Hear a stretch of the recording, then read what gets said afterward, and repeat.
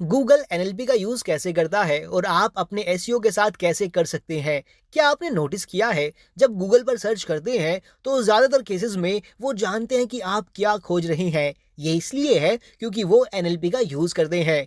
NLP मतलब natural linguistic processing. ये Google की मदद करता है जब आप एप्पल जैसी टर्म सर्च करते हैं। क्या आप खाने वाला देख रहे हैं या कंप्यूटर कंपनी जो फोन बेचती है? वे एनएलपी को अपने एल्गोरिदम अपडेट में यूज करते हैं, जैसे बर्ट और बम। यहाँ एनएलपी का रफ ओवरव्यू है और सर्च इंजन द्वारा इसका यूज कैसे किया जाता है। सबसे पहले आपके पास है speech recognition, text to speech और स्पीच टू टेक्स्ट। फिर आप सेंटेंस का मीनिंग निकाल रहे हैं, फ्रेज एडजेक्टिव जैसे टू शॉर्ट या प्रोपोजिशनल फ्रेजेस जैसे टू द हाउस। फिर आप वर्ड्स के बेसिक फॉर्म और ग्रामेटिकल इंफॉर्मेशन के एक्विजिशन को पहचान रहे हैं। फिर आप एक सेंटेंस में अलग अलग शब्दों के फंक्शन को पहचानने लगे हैं, जैसे सब्जेक्ट, वर्ब, ऑब्जेक्ट, यहाँ तक कि आर्टिकल भी। फिर आप पहले कैप्चर की गई स्पीच को अलग अलग वर्ड्स में, सेंटेंसेस में और फ्रेज में विभाजित करते हैं।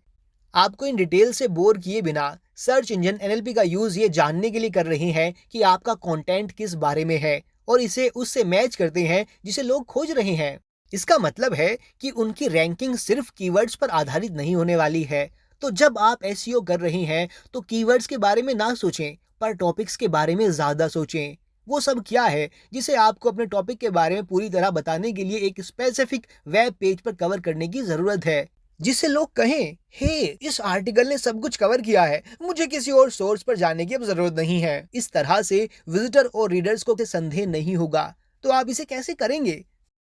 सबसे पहले मैं चाहता हूं कि आप ऊबर सजेस्ट पर जाएं और अपने टॉपिक से रिलेटेड एक कीवर्ड टाइप करें जिस पर आप फोकस कर रहे हैं। और ये आपको सभी कीवर्ड्स के साथ करना है जो आप जिस टॉपिक को कवर कर रहे हैं उसके बारे में है। उदाहरण के लिए मैं यहाँ डिजिटल मार्केटिंग टर्म यूज कर रहा हूँ। लेफ्ट हैंड नेविगेशन में कीवर्ड्स आइडियाज पर क्लिक करें। यहाँ पर आपको बहुत सारे अलग अलग कीवर्ड्स मिलेंगे।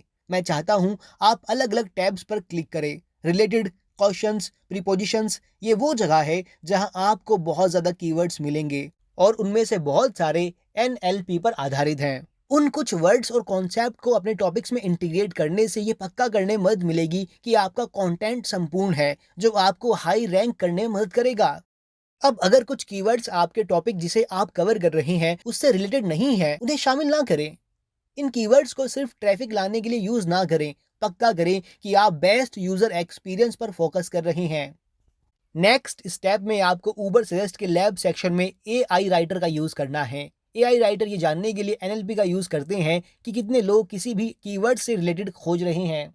अब एआई राइटर आपके लिए पूरा आर्टिकल नहीं लिखता है और मैं इसके फॉर्म में पब्लिश नहीं कर सकता, लेकिन ये आपको एक शुरुआत करके देगा और आपके कंटेंट लिखने में आधा समय बचेगा। तो लेफ्ट हैंड नेविगेशन में एआई राइटर पर जाएं और वहां वो कीवर्ड लिखें जिसके बारे में आप आर्टिकल चाहते हैं। इसके उदाहरण के लिए मैं मार्केटिंग टर्म को सिलेक्ट करता हूं। फिर उस टाइटल को सिलेक्ट करें जो आपके लिए काम करता है। फिर लिस्ट में से वो मेटा डिस्क्रिप्शन चुनें जो आपके लिए काम करता है। फिर कुछ हेडिंग सेलेक्ट करें। अब आप ध्यान में रखें कि जब आप title, Meta description, heading select कर रहे हैं तो आप इन्हें बाद में मॉडिफाई कर सकते हैं, तो इसे परफेक्ट होने की जरूरत नहीं है। और जब आप एक बार फाइनल स्टेप पर जाते हैं, बूम, ऊबर सजेस्ट कुछ ही सेकंड में आपको एक आर्टिकल देगा।